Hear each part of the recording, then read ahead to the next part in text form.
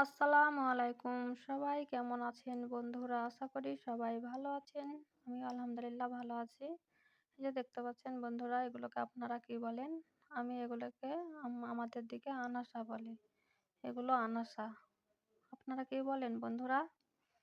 তো তোমাদের সামনে একটা ব্লগ ভিডিও নিয়ে আসলাম। আনাসা তোলা মানে অনেক কিছু যা আমি রান্না করলাম আজকে।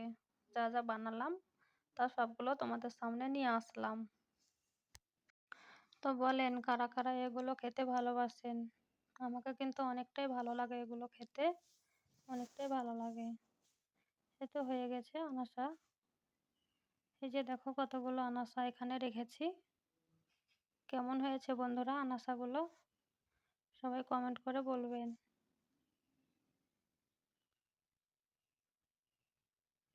এবার এখানে রান্না করব পোল্ট্রির মাংস।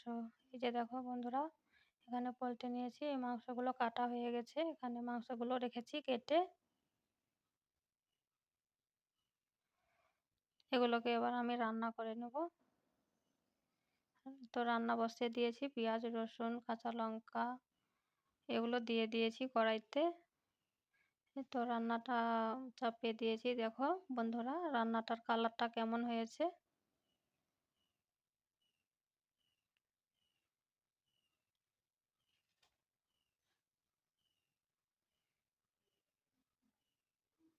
আশা করি তোমাদের ভালো লাগবে। মানে অনেক কিছু রান্না করেছি। যা রান্না করেছি সবগুলোই নিয়ে আসলাম তোমাদের সামনে।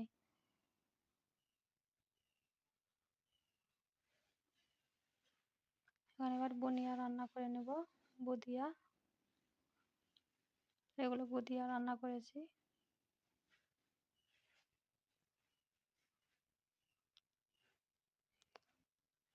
তারপর একটু আমি টক বানাবো, টমেটোর টক।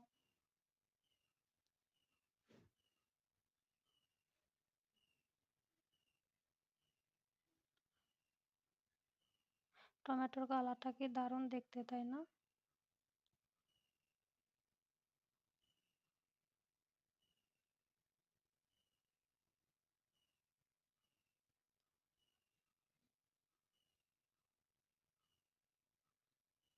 এই টমেটোর টকটা আমাদের বাড়িতে অনেকটাই ভালোবাসে সবাই খেতে। তার জন্য মানে মাঝে আমরা বানাই এগুলো। মানে বেশিরভাগই আমরা টমেটোর টক বানাই বাড়িতে। তারপর আমি রান্না করব ভিন্ডির ভাজা। তো ভিন্ডির ভাজা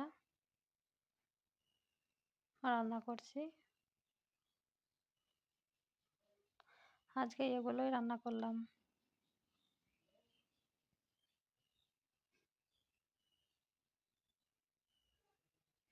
তো সবাই ভালো থাকেন, সুস্থ থাকেন। আল্লাহ হাফেজ। আসসালামু আলাইকুম।